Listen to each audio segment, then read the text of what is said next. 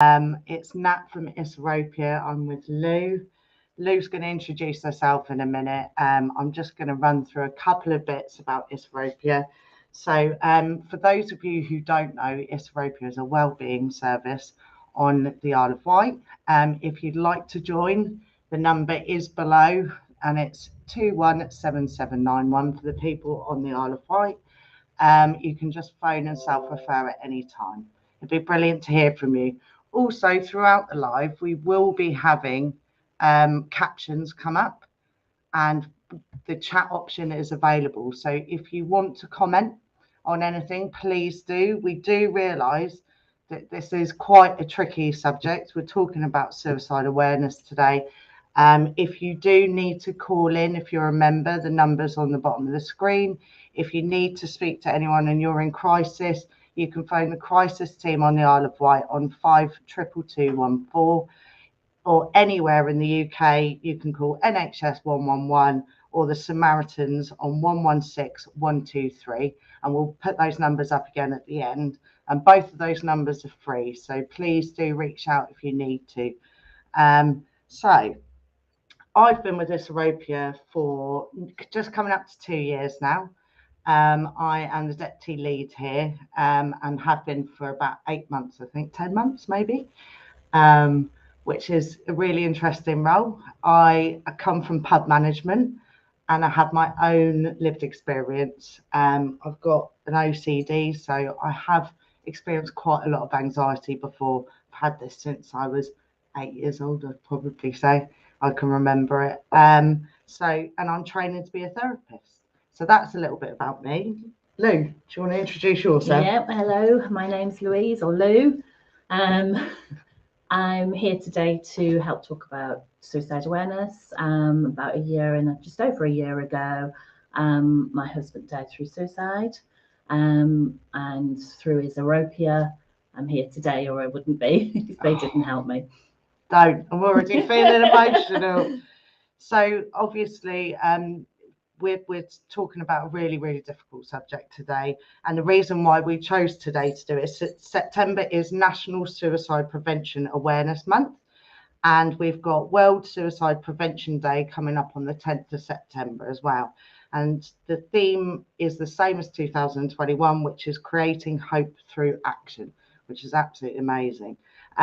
But the reason why I asked Lou to come here, which is really important, is you've just started up a Facebook group called Survivors of Suicide Isle of Wight. Yes. So this is amazing. It's a private group for those who have been left behind. You have group meetings. We haven't had a group meeting yet, but we're organising the first one now. Oh, brilliant. So that's should be the end of September. That's happened quickly. Yeah, I think it was important because it's very easy to chat on Facebook, but I think some people need that human touch. They need that human face-to-face interaction. Yeah. And to know that there are actually people out there that are willing to support instead of just virtual on the screen, if that makes sense. So both parts are just as important as each other. I don't think one would work without the other one. Do you know what? We've experienced that quite a lot with doing like Facebook Lives, and I think you possibly came after when we did Zoom, didn't you? Or did you do one on Zoom? No, after Zoom. After Zoom. Yeah. So we went on Zoom, for those of you who don't know, in lockdown, and then went face to face, and we've seen the benefits of both. Yeah. Which is really interesting. But I think the human face to face element, just to be able to offer that, is really, really important. Yeah, definitely. Do you want to say a little bit about how the Facebook group came about? Like, how did you feel and why? Yep. So basically, after Pete committed suicide, as you can imagine, I was lost in darkness. I felt disconnected from everything. My children, my job, the whole world. I was completely disconnected. And I didn't know what to do. And I think I remember saying that over and over. I just don't know what to do. And there's never been a time in my life where I haven't known what to do. So it was completely alien to me. And there's no guidebook, there's no rule book, there's no set way of how you have to deal with this. And there's also two things that are going on at the same time. There's the fact that he's died. Yeah. But there's also a bizarre thing that you feel like he's left you as well.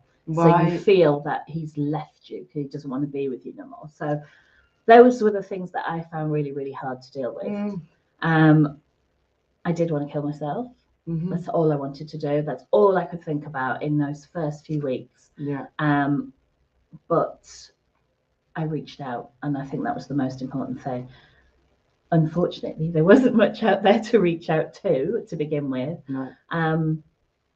I did phone crisis line. I did a lot of things. I said yes to every bit of help because I thought something has got to help me, and if I could just feel a tiny bit better. And one night I was scrolling through, looking for things on the internet for help, things like that, and I came across a Facebook suicide group that was based in America.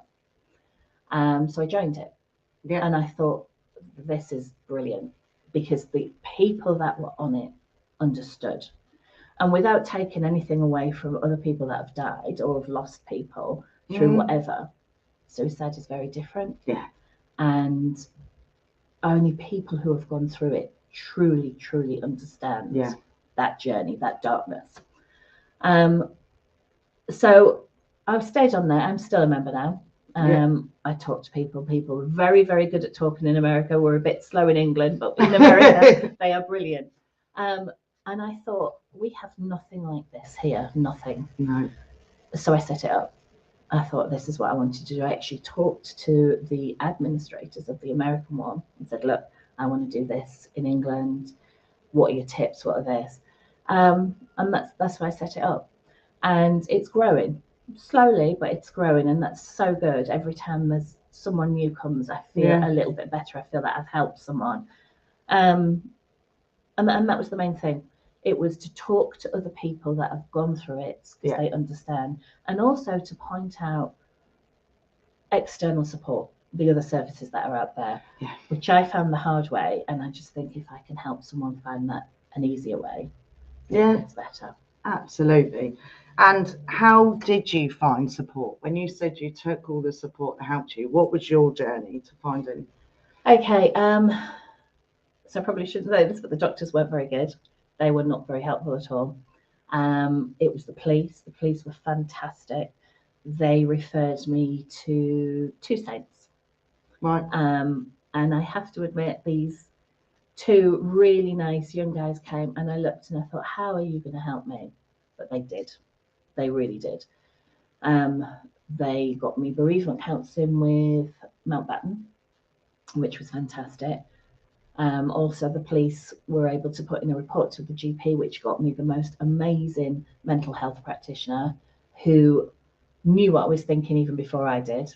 And she just knew, and she was brilliant. And she sat with me wailing, she sat with me not talking, she sat with me angry, and she was just fantastic. And then one day she said to me, I wonder if you'd like Isopropia. And so I was like, well, what's that? And she told me about it, and I thought, I'm willing to give anything a try, because I did want to feel better. I did want to move forward. Yeah.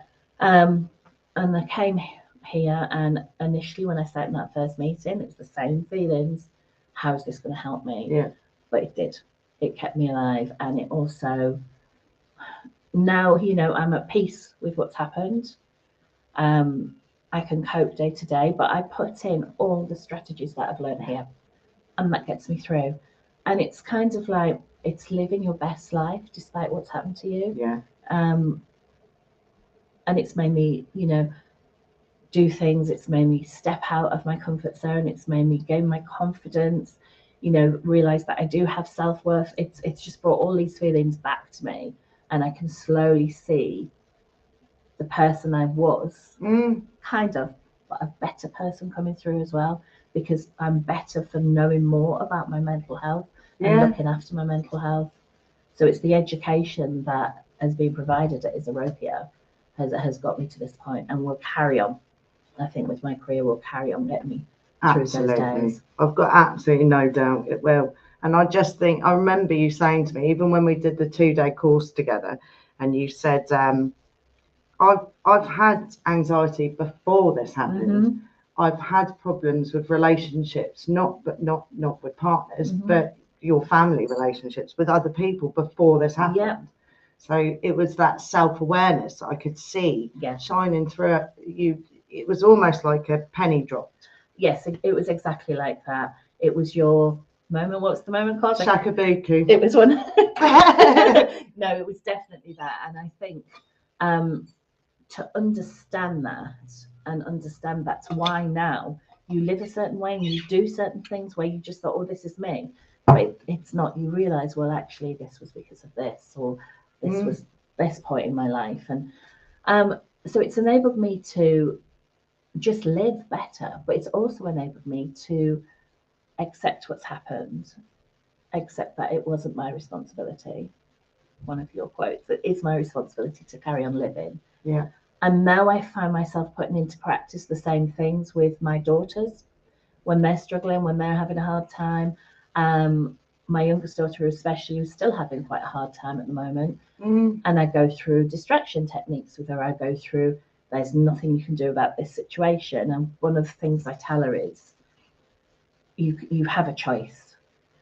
You can stop everything because of what has happened. Yeah.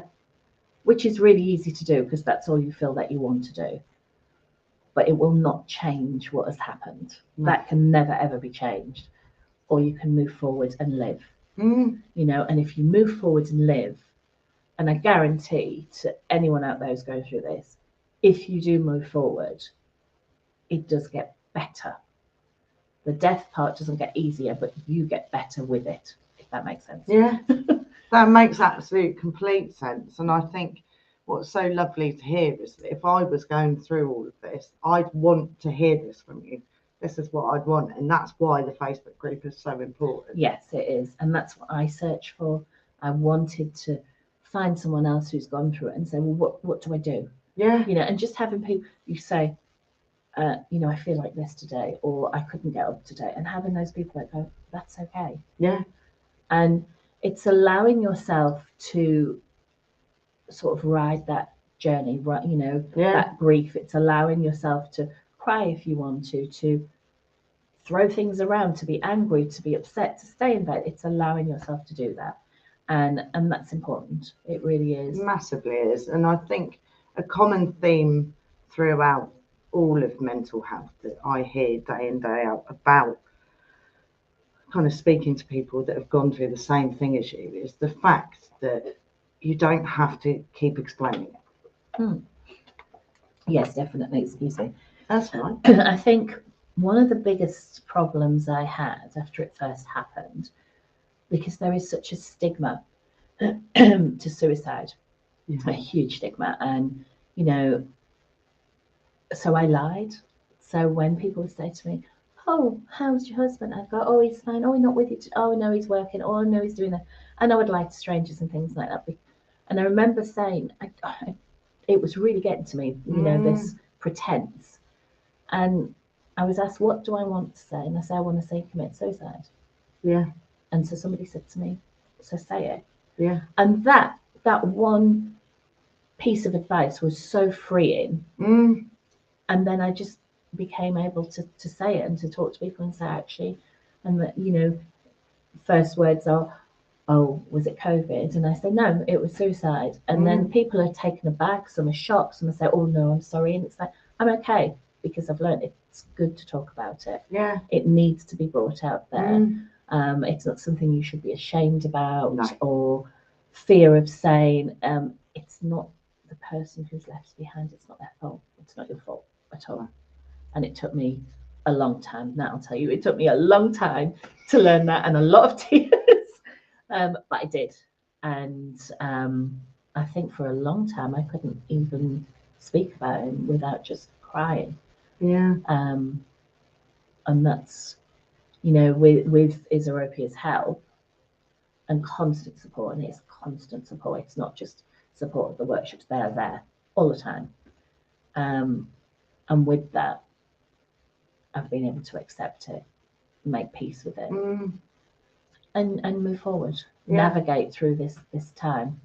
I mean, I know Lou keeps saying that it's us, but honestly, you put the work in. I know I say it. I'm not saying it to be false or anything. No. You put the work in, and that's the difference between you reached out, even I just remember seeing you in the workshops, and even though sometimes you're a bit dubious, you're like, do you know what, I'm going to listen. I will listen. I will do the homework. I will do the tasks that are set in every workshop, even if I'm not quite sure about it yet. Of course. And I wasn't sure because at the time as well, you've got all of these emotions and you feel completely lost. Like I said, suspended.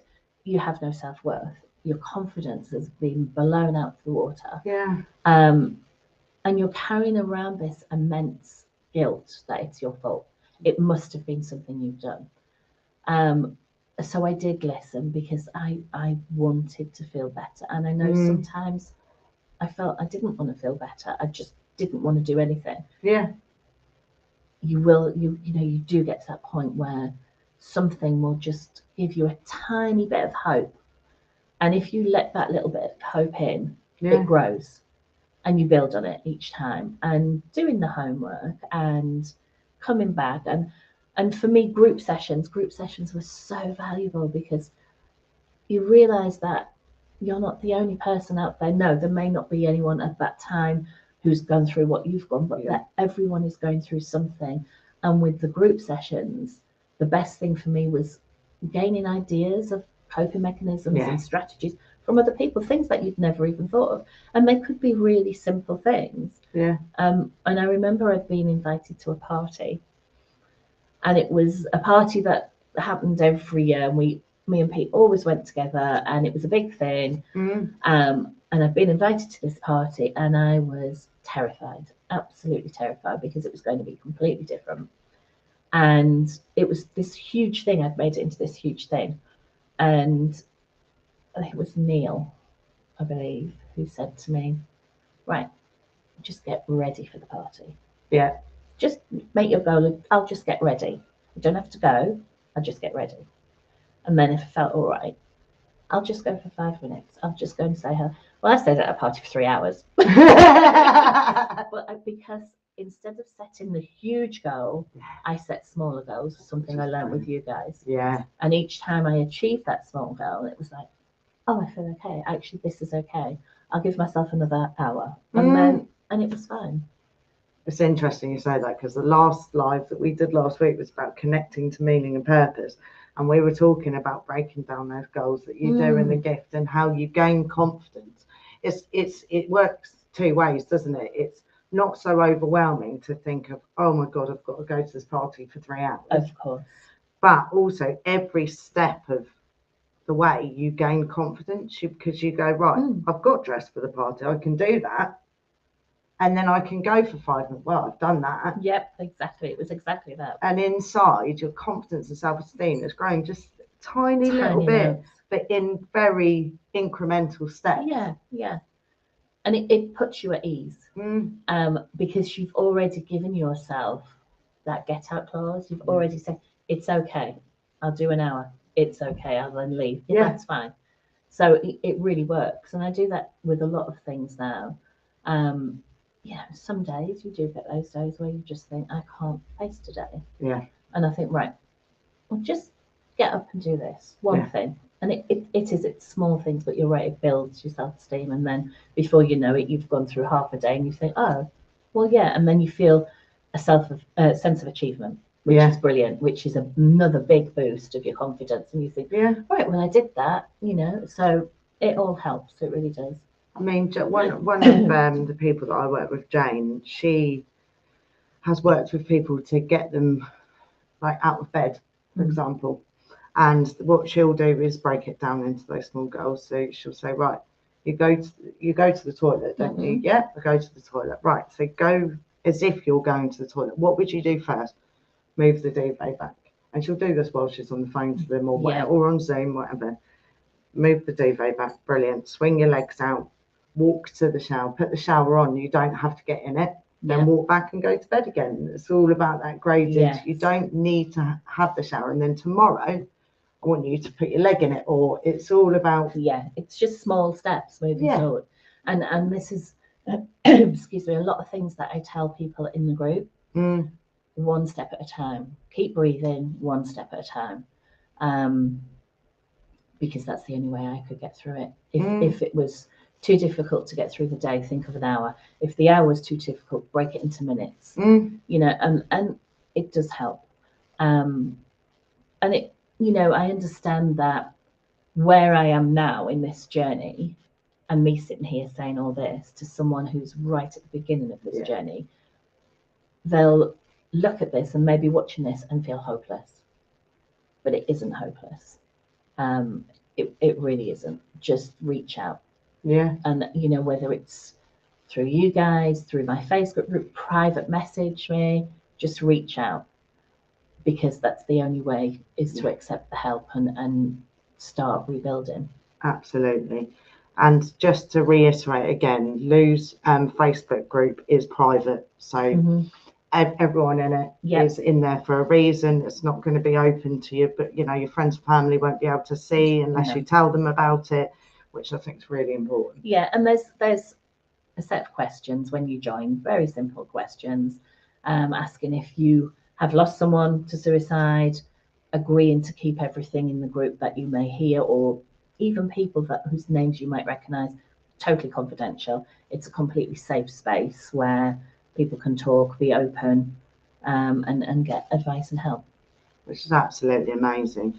And I suppose you wouldn't have to show your photo or anything on it if you didn't want to anyway. Not at all. You don't have to show your photo. You don't have to give any personal details. You don't even have to say where you live. You don't even have to come on and talk about what's happened. You can just come on and chat. Yeah, you could read. Yeah, there's no questions. You're not, you know, well, what happened to you, or you're in control. You're in control of what you do when you're on there. Yeah, it's brilliant. And when do you think you'll be starting any of your art stuff? Ooh. I can't wait for this. I've been waiting for this since you've done the gift. You have, haven't you? So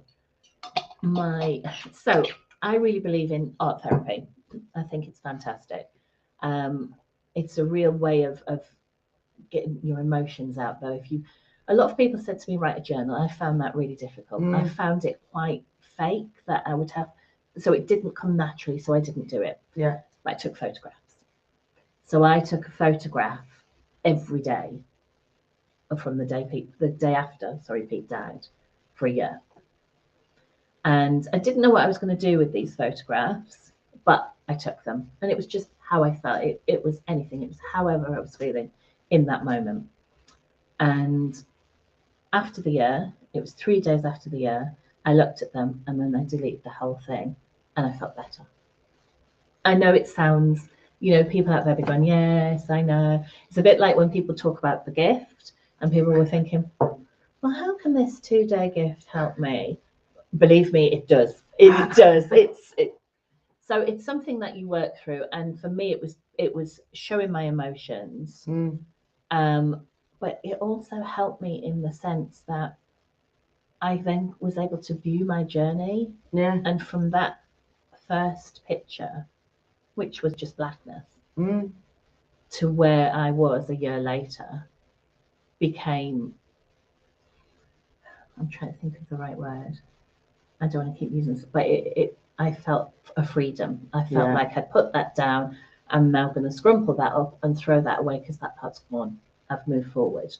That's amazing. See, I didn't know she deleted them. But my daughter, so I tried it with my daughter. My daughter loved photography, something that both me and Pete were trained in photography. Yeah. She's got a very good eye, and she was really struggling. She couldn't, I know she didn't want to cry because she didn't want to upset me. No matter how much time I said to her, cry, you know, get it out. She didn't want to scream. She really held it in, and bless her heart, she was 14 when it happened, and it's a horrible thing because you're going through it, your kids are going through it, you're all at different stages, and you feel that you can't help them. Yeah. So it got to the point with my daughter, and I said to her, I gave her the camera and I said, go and tell me how you feel about Dad. And she went, what? And I said, show me how you feel. And she went off, and she was gone for ages, and she come back with some of the most powerful, heart-wrenching images that I honestly have ever seen. And I know I'm biased, but honestly. And we went through each one. And so I said, explain this photo to me. And she explained. And it was just a series of photographs. And she called it my letter to Dad. Oh my God. And it My was, heart. oh, it was. And it was, she'd taken pictures of his life without him in it. So she'd taken pictures of the chair. So the chair you will never sit in, you know, the books you will never read, the slippers you will no longer wear. And this went on and on and on. And the very last image, and it was really clever. I have a picture in a frame of Pete holding Carmen as a baby. I think she was probably about 4 months old. And we're at the beach in Saltburn, and he was just holding like that. And it's a lovely picture. And she took a picture of that, but put her reflection in the picture as the age she is now, and put the life you will never see.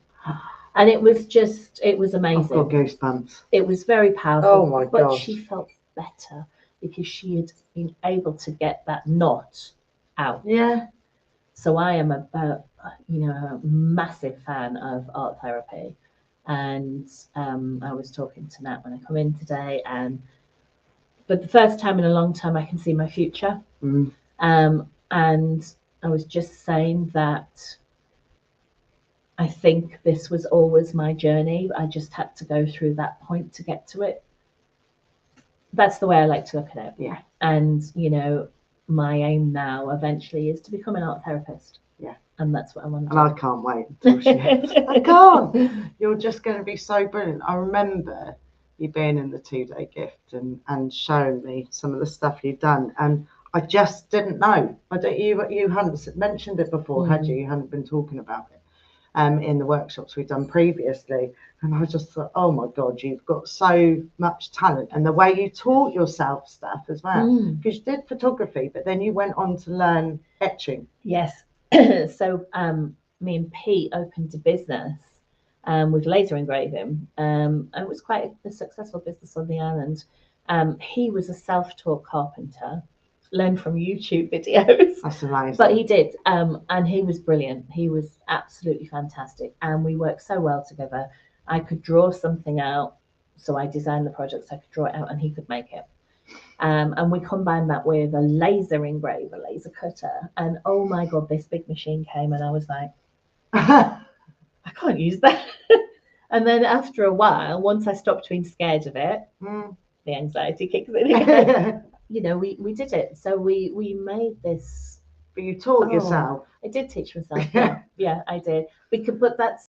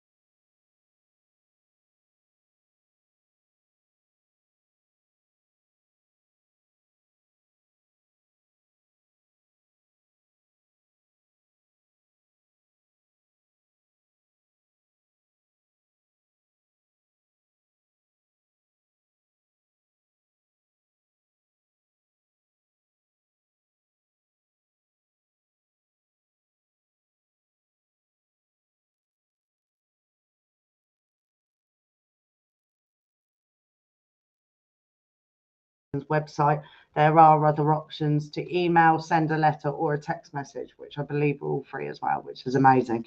I just want to thank Lou for joining me, and I think Survivors of Suicide Isle of Wight Facebook is going to be absolutely amazing. It's just what the Isle of Wight needs, and I can't wait to see what you do in the future. Could I just say one more thing? Yeah, go on. Okay, this is a quote that I ripped off a film I was watching the other day, and it said, and it was really important to me, and I think, you know, it may resonate with some of you guys.